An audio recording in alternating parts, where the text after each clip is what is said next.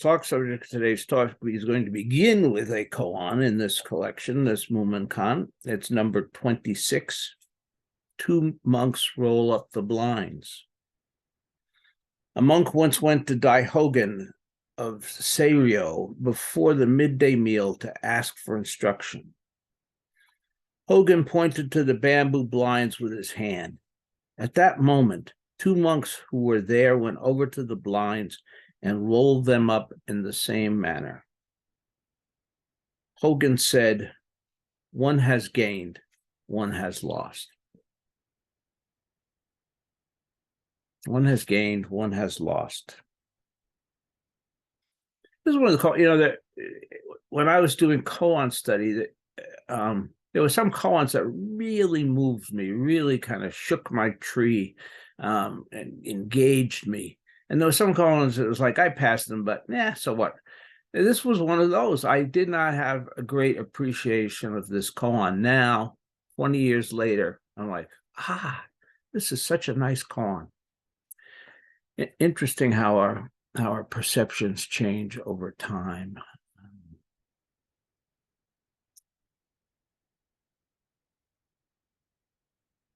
So what I want to talk about this morning is perfection and imperfection.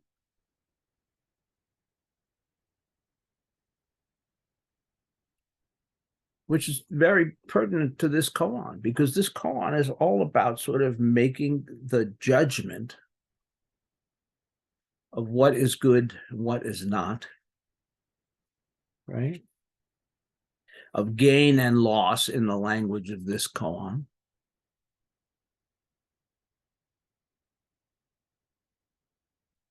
And what I've come to realize of late is how much these opinions enter our lives and dominate our lives and really rob us of so much in our lives.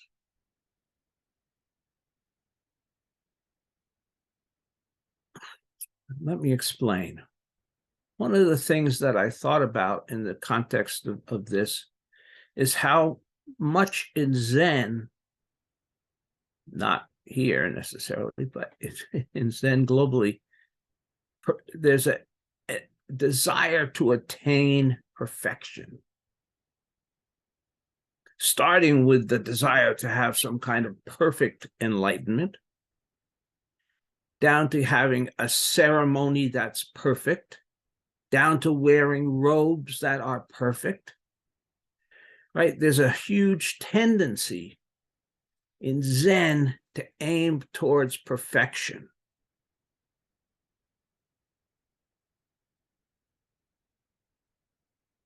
And if you see this, again, you don't see it here, even at Treetop, but for example, if you're at one of the major practice centers,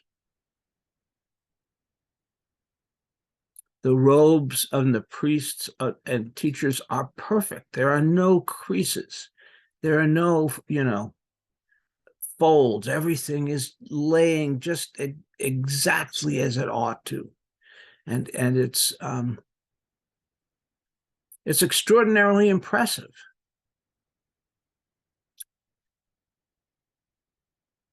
And similarly, if you attend a service in one of the major practice centers, the service is almost flawless, almost perfect. And this is not by accident. The only way you can achieve that kind of a Zen service is to have a resident population, more typically a sort of a population of monks who are practicing every day, who have a service every day, and who through that are able to get it better and better and better, who are at least anyone viewing it from the outside would say, oh my God, that service was perfect. No, they probably were, undoubtedly were flaws, but visually stunning. Perfection. Perfection in the Dharma, perfection in the precepts. We seek perfection in so many ways in Zen. And yet, we simultaneously know that perfection is impossible. It's unattainable. It's a myth.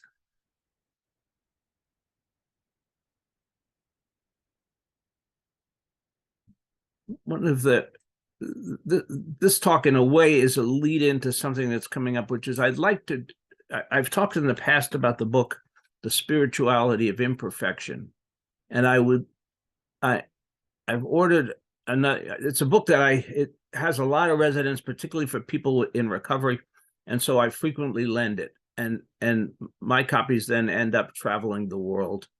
They don't send me postcards, so I have no idea where they've gone, but they're out there somewhere. So I just ordered myself a new copy, and I'd like to read it again. And I'd like to do it as a reading study with the Sangha, if there are people who turn out to be interested. I just think it's such a beautiful and important book, Spirituality of Imperfection. So, and what got me on this, an unlikely person, Saint Francis. I've been reading some of Richard Rohr's writing lately. Those of you that know me know I'm not a Christian, but I've been fascinated by Richard Rohr's and teaching and Saint Francis's teaching, and it's all about imperfection. It's all about humanity. It's all about authenticity. You know, Daido Louis Roshi was my first teacher. And as I've said before, I practiced with him for about a decade. And Daido had great striving for perfection. He was the epitome of the perfect robes and services that were exquisite and perfectly executed. Again, a bit perfect in quotation marks, but that was, and Daido had a story that he told about that. And for those who don't know, Daido had been in the Navy. He was a sailor. And he had been on a gun crew when he was in the Navy. And he had a chief petty officer, whatever the guy was, who drove his crew unmercifully. They practiced over and over and over again, and this petty officer was never content with what they could never be good enough. And so when they get, it's like, you just practiced 3 hours, now do some more. And Daido kind of hated this guy, hated this thing. And then one day, another gun crew on the same ship made an error that resulted in an explosion, and every man in that crew was killed. And this had a profound effect on Daido in terms of his view that mistakes were not something easily tolerated, that endless practice and getting things really right was a way to go. So his experience in the Navy and his experience with Japanese Zen at ZCLA with Maizumi Roshi really kind of came together around this notion of practice and perfection.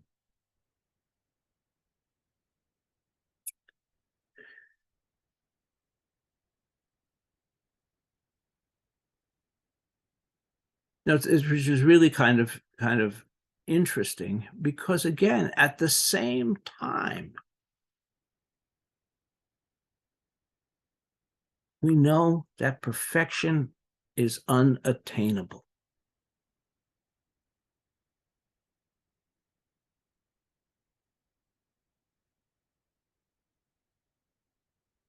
So what does this translate to in our lives?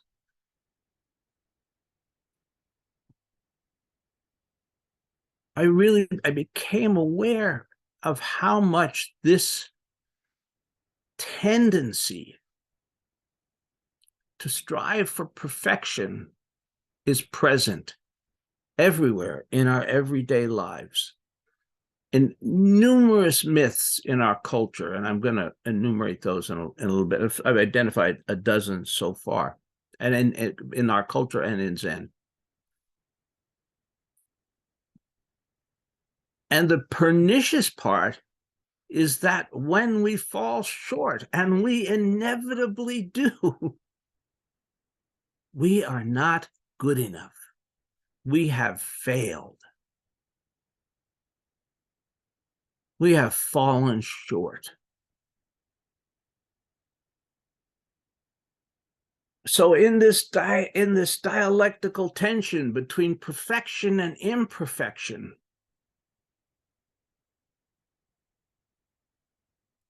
the myths of our culture are way out of balance. I'll talk more about that. But what's the significance of that? The significance of that is it robs us of contentment, of equanimity, of much of our happiness, of much of our self-worth. Not particularly a Buddhist concept, but because we inevitably fall short. Some of us fall shorter than others. At about 5'3", I fall way short. But, it kind of comes back to the question of authenticity. Who are we? Part of this process of Zen is becoming familiar with our true self, our true nature. But how that expresses through each one of us is different. I couldn't be Dido for a minute. Dido couldn't be Peter Wohl for a minute. He'd probably blow his brains out if he saw how messy my life is, chaotic and all of those things. Right? So the same time, this is an interesting thing because we have this Buddha nature, we have this universal nature that we all share, and it's undifferentiated. My Buddha nature isn't any different than your Buddha nature, isn't any bit different than Dido's, but it gets expressed through us, our relative nature. And that's different for each and every one of us. This is this thing of the identity of relative and absolute. Manifestation happens in the relative. It happens through Peter and who Peter is. And if I had to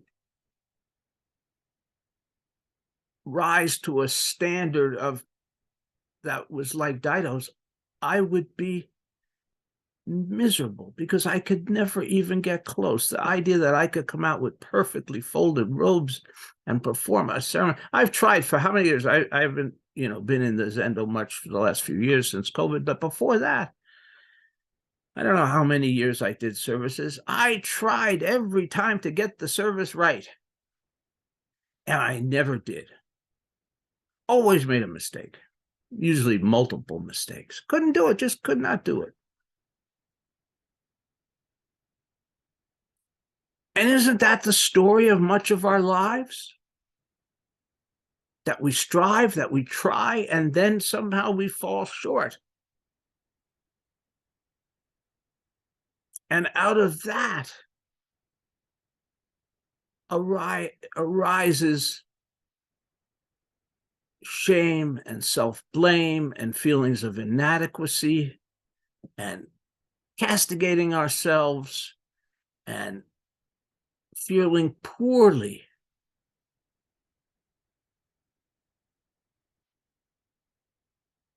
When that dialectical balance, then that dialectic is out of balance. it really robs us of our opportunities for some degree of contentment, happiness, whatever we want to call it.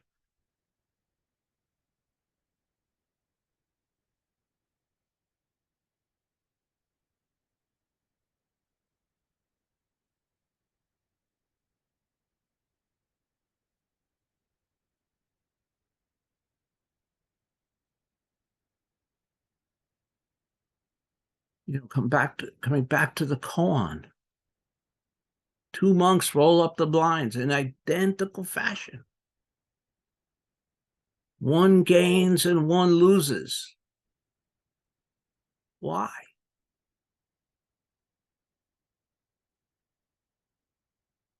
At least part of my answer to that is because gain and loss are an illusion.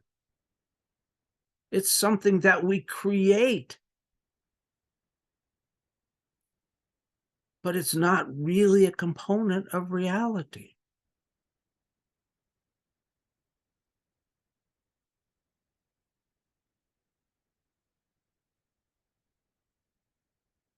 It's a judgment that we put there, that we put on ourselves constantly.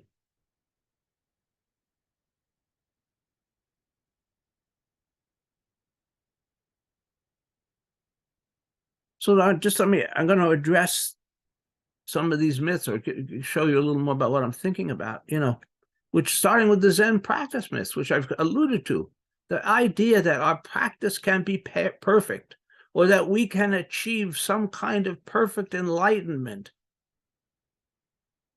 is caca, putting it politely. It doesn't, maybe Shakyamuni Buddha had perfect enlightenment. I don't know. I wasn't there. But the rest of us, it is not attainable. It is not attainable. Even the Dalai Lama falls short. And as we know now, he's created a huge fluffle because he didn't see all of the aspects of his action. He's human. He's human. Humans make mistakes. Humans sometimes fall short of expectations. If we have an expectation that the Dalai Lama is perfect, we're going to be saddened. So I don't know, even if Shakyamuni Buddha had perfect enlightenment, if he was perfect as a human being. But my inclination would be to say no, because he was still human. And so in our practice, we're going to make mistakes. In our practice, we're going to fall short. In our realization, we're going to not get anywhere near some perfect clarity.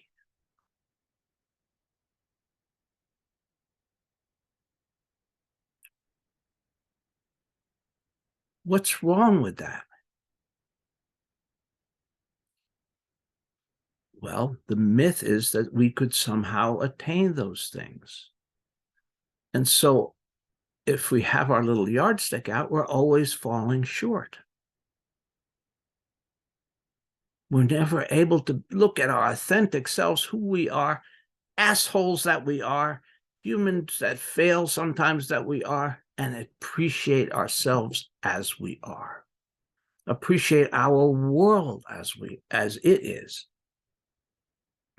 Appreciate our practice as it is. One of the greatest struggles that people have with shikantaza is wanting it to be something other than it is. And people come to Daishan and they say to me, oh, I had such a hard time with practice this week. I couldn't, I had all these thoughts. I couldn't get them out of my mind and blah, blah, blah. Okay. So instead of having really, really sweet practice that may have been at a time when their minds were more active and they had more thoughts, they had dissatisfaction with their practice. They felt that they had failed, that they had fallen short. Shikantaza is marvelous practice in that way, because what we're working with is just our very minds. And and it's impossible to fall short. It's impossible to have bad practice. Absolutely impossible. Practice, just by its very nature, is perfect. But we don't see that. We see, oh, I had too many thoughts. Oh, I was too distracted.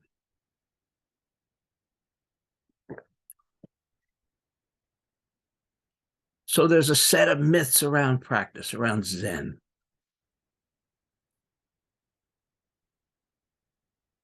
And yet we need to also hold the other side of the dialectic. If we aren't trying, if we aren't making a sincere effort, if we aren't sitting with our whole body and mind, then we don't have Zen. Right? So we got to hold these two elements. I am human. I come up short. I fail. Sometimes I make colossal mistakes, and I try to do better and better, and I try to be perfect. But the essential element is I need to know that I cannot. It's like me at age 77 having the goal of climbing Everest, right? I can have that goal, but unless they drag my dead body to the top, there's no way I'm going to the top of Everest. Or maybe helicopters fly that high? Maybe. Anyway, I'm not going to walk up Everest. Can't be done. Not by a 77-year-old man. As far as I know. Maybe Sherpas. Anyway. So let's go to another set of these myths. Right? The whole complex of self-worth myths, which ties into lots of the others, that somehow, and we are in this, kind of what Max Weber referred to as the Protestant ethic. We're deep into this idea of productivity, and that productivity, producing, is one of our most important characteristics. Many cultures on this planet don't think that. They think like, once I get enough of something, I have enough of something. I don't need to keep, I can stop working, right? I can stop acquiring. I don't have to be bound up in acquisition. But in our culture, we don't have that counterbalancing idea. We have the idea that I have to be productive all the time. I have to be creating something. There has to be value. And so, not surprisingly, in this culture, we have trouble with self-acceptance. We have trouble with relaxing. We have trouble with a level of self-satisfaction, because we're always falling short of this impossible productivity idea. And of course, that's the idea that's destroying the planet, that we never have enough, Look at the billionaires. Their wealth is inconceivable. And they're striving to make more. We are the hungry ghost culture. We have this myth, and it robs us. It robs us of our chance to be authentic. It robs us of our chance to live our lives out as who we are, wherever we are on that spectrum of productivity, and be satisfied with it, be content, have some level of appreciation for our lives.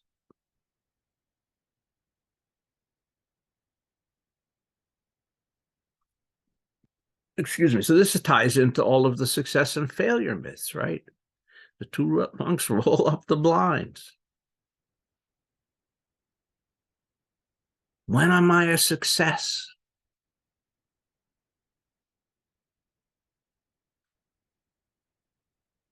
When I have tremendous monetary satisfaction? When I achieve titles? When I have a 15,000 square foot house? I mean, what defines success in this culture? And when I fall short of that, am I a failure? And the culture would say yes.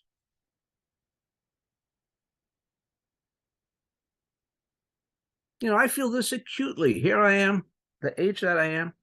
I don't have the big nest egg that I'm supposed to have, right? And I live in a cabin. I don't even have a real house. And this is authentic to who I am. I like it here. But I constantly coming up against all the ideas that say, this is not how you ought to be, old man. Why didn't you get the money when you had the opportunity? Why didn't you get the big house when you had the opportunity? You know, I have to work with that. Because those myths, as pernicious as they are, they're like little worms that get in our brain. They're there. And I look at that and I feel that, right? But this is who I am authentically. And I'm tremendously happy here. And when that myth gets a hold of me, it robs me of that.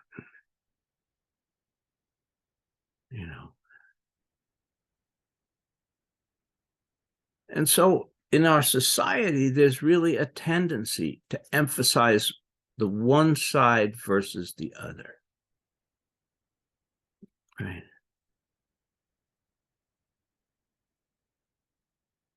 The myths don't leave room for our authenticity as human beings. The myths don't leave room for us to live our lives as we are. And that's going to be different for every one of us.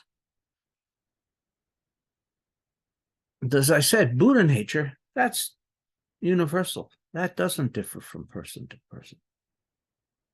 But our individual personalities, our individual lives will always remain different.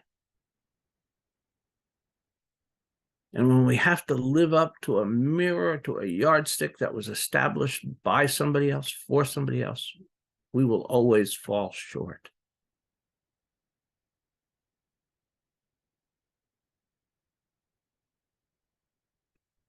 It works all ways, right?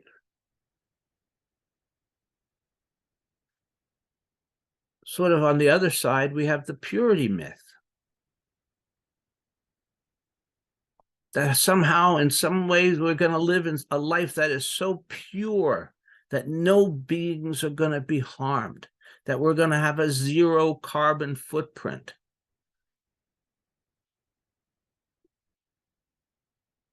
That we're not going to contribute to global warming in any way. Also impossible. The purity, the religious purity myth. That we can be pure human beings, that we're not going to have impure thoughts, anger. I've met people who've said to me, they never get angry. Most of these people identify as Buddhists, by the way, never get angry. They're a different kind of Buddhist than I am.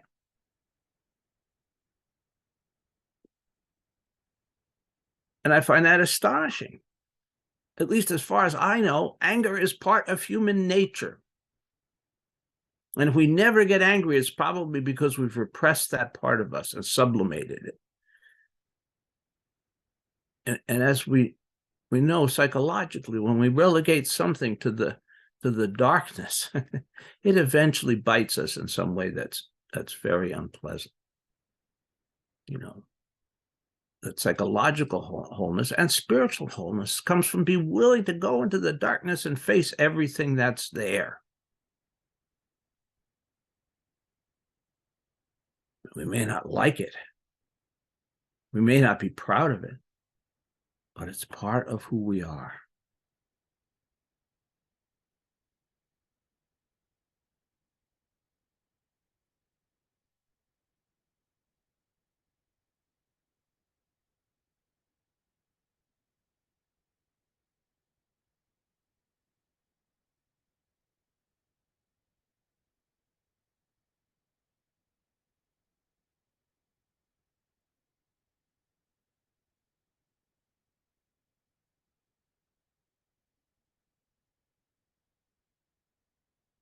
You know, some things about this treetop lineage that I think are very special.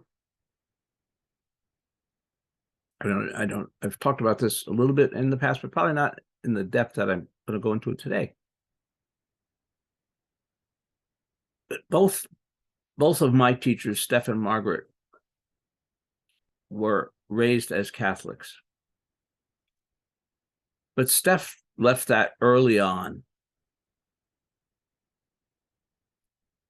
And he actually lived, I believe, more than a decade with the Bruderhof in Paraguay.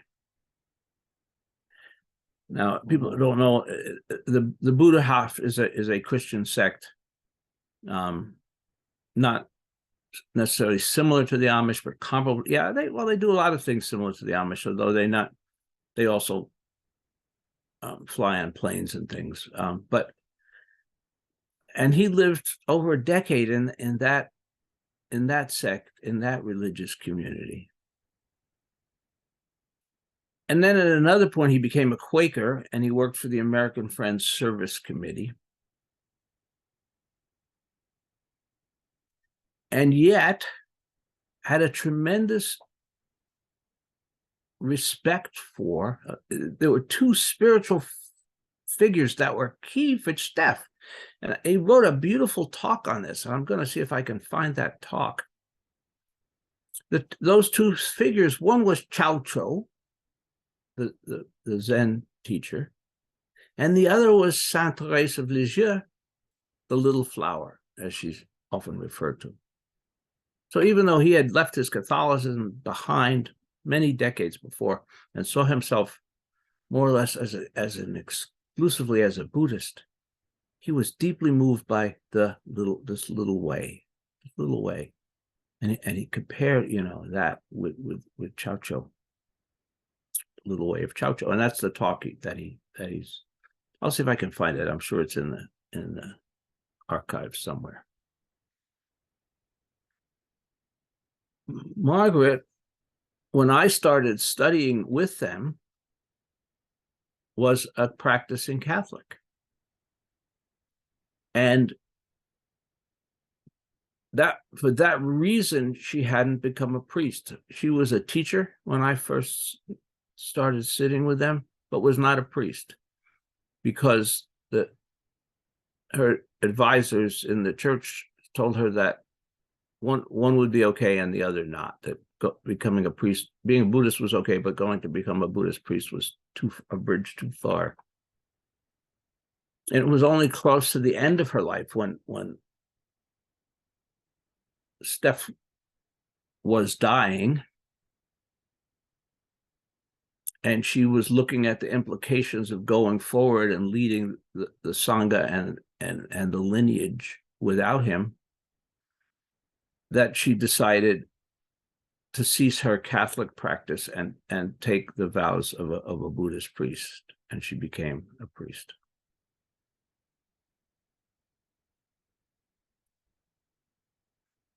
Why do I say this? Why do I bring this up? So this is kind of the roots that we come from. And I bring that up because I think there's, again, perfection and imperfection. Our spirituality is a matter of imperfection. It's a matter of personal authenticity. That's going to look a little different for everybody. So there are going to be people who just see themselves purely as Buddhists. And none of this is with a judgment. This is just, and some people are going to see themselves as Buddhists, but also some degree of Christianity into their life. Those who don't, Margaret actually, she went on to get a PhD in theology, and she taught at the Bangor Theological Seminary, and she taught Buddhist Christian dialogue. She was very interested in that aspect. And some may identify as Jews along with their Buddhism, and some as atheists. And, all of these are possibilities, and all of these are part of our heritage. It's a mess.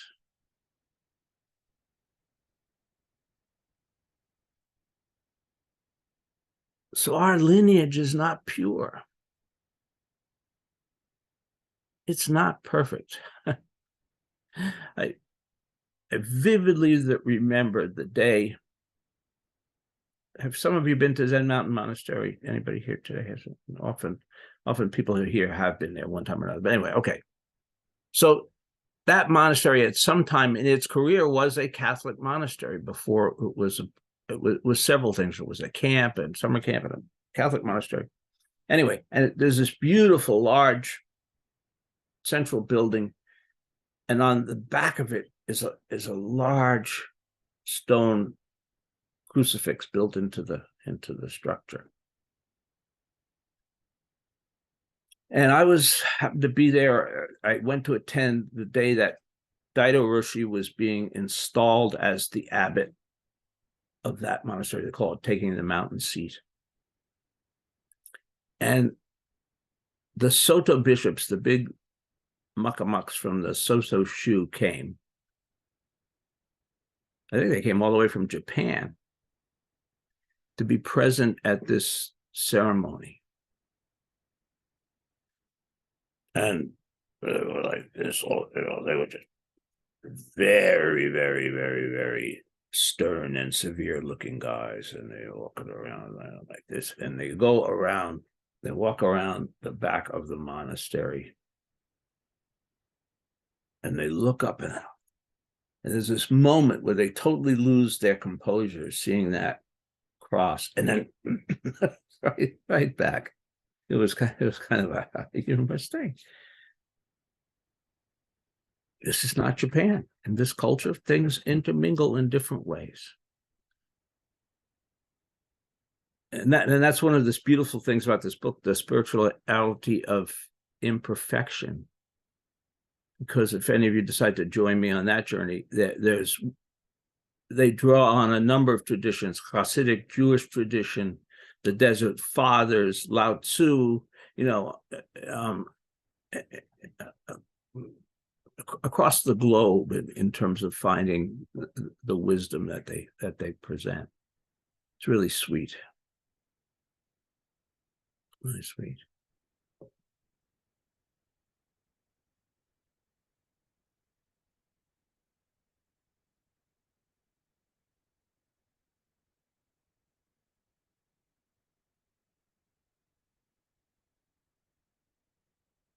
A monk once went to Daihogen of Seiryu before the midday meal to ask for instruction. Hogan pointed to the bamboo blinds with his hand.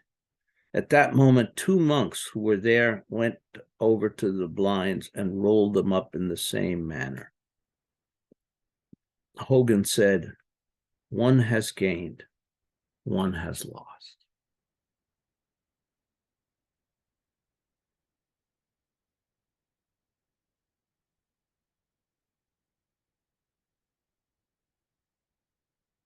I think to really see this Dharma, to really live this Dharma, and to really be liberated by this Dharma, we have to go deep into these beliefs, into these myths, into these things that are so integrated into who we are.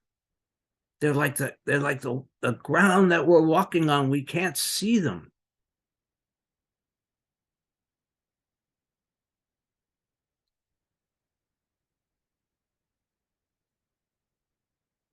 And I think it's really so valuable. Be able to see them and be able to let go and to be able to live dialectically, not attached to either polarity. Thank you.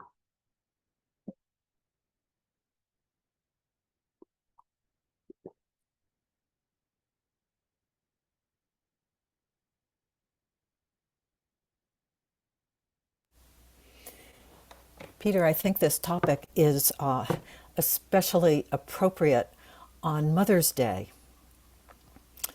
Last night I went out to dinner with my two middle aged children, and so much of our conversation was them having misgivings about whether they parented well. And of course, I could join the conversation there too. And I did. I don't want to give too much away to them, how bad I was, but so it's very timely. And I think that mothers, especially, are held to, we hold ourselves to high standards, like we're supposed to do everything perfectly for our kids. And of course, we don't and we can't. But there's very little that really supports that don't and can't. So I thank you. This was a good talk. And it also reminded me of one of my favorite koans, which was about the cow passing through the lattice window. And the cow passes through, but the tail doesn't go through. And I just think that's such a beautiful image of we're just human beings. Yes, thank you. One of my favorite koans. That was actually the one I gave my Shuso talk on. And yes, there's a British psychologist. Some of you may be familiar with Winnicott, and the concept that he came up with was the concept of the good enough mother. Because he started out with this idea there's no such thing as a perfect mother. Every mother's gonna, but if a mother is good enough, the kid comes out all right, and that really Winnicott's kind of giving us that same teaching. We can't be perfect, but if we're good enough. I came across something this morning that really seems to relate to this. Especially the robes and everything perfect, because it seems like there are sort of rules that you're manifesting these rules perfectly, and it's sort of what you know these rules and you're manifesting them perfectly. And but I ran across something today. It comes from the field of jazz music. It's something said by a guy, Gary Peacock, who played with Miles Davis, and he quotes Miles Davis. I'll just read this paragraph that I read. Miles probably said one of the most brilliant, useful, and necessary comments I've ever heard. Somebody was recording with him, and Miles looked at him and said, "What I want to hear is what you don't know. That is really the key. Not playing what you know, playing what you don't know. To do that, you have to get very quiet inside, listen, and surrender to whatever that particular musical setting is. So it doesn't make any difference whether I'm playing standards or free stuff, because you're giving up any kind of fixed positions or attitudes you may have about what it should or shouldn't be. And to do that, you have to be vulnerable, to be in a place where you realize that what you're after, you cannot know. It's not conceivable, but it's there. It's the muse. So it's kind of a switch from the self playing the muse to the muse playing the self."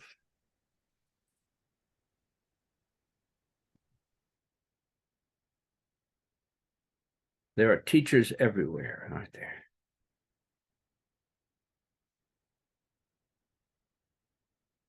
That's beautiful. Thank you, Gary. Thank you for that.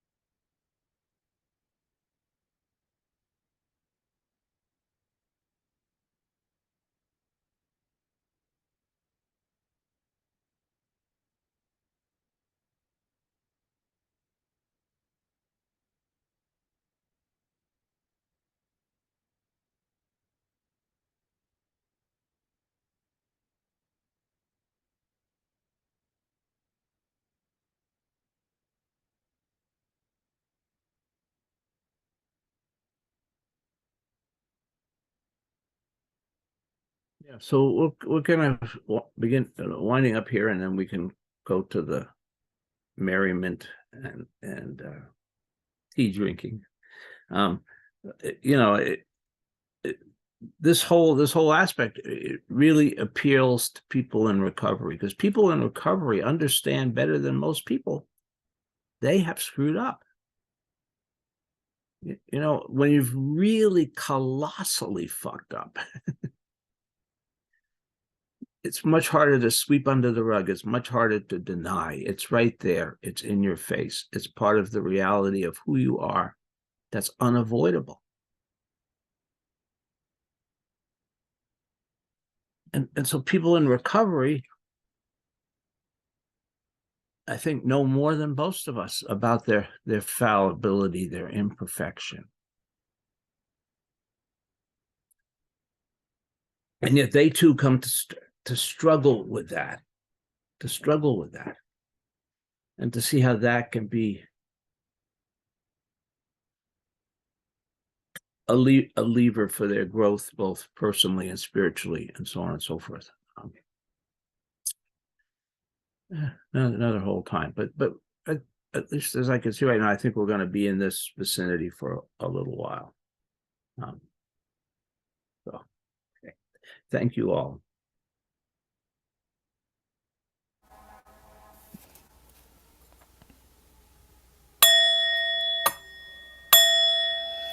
Creations are numberless. I vow to free them. Delusions are inexhaustible. I vow to put an end to them. Reality is boundless. I vow to perceive it.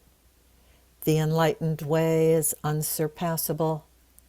I vow to embody it. Creations are numberless. I vow to free them. Delusions are inexhaustible. I vow to put an end to them. Reality is boundless. I vow to perceive it. The enlightened way is unsurpassable. I vow to embody it. Creations are numberless. I vow to free them. Delusions are inexhaustible. I vow to put an end to them. Reality is boundless. I vow to perceive it. The enlightened way is unsurpassable. I vow to embody it. You know, in closing, I kind of held up Dido and what Dido did as, you know, this kind of, just say, much more perfect Zen than ours, really, you know. And then I've said this before, and then Steph told me once that the Japanese said that what Dido was doing was cowboy Zen. So there's another whole level of perfection that nobody on this continent has. Anyway.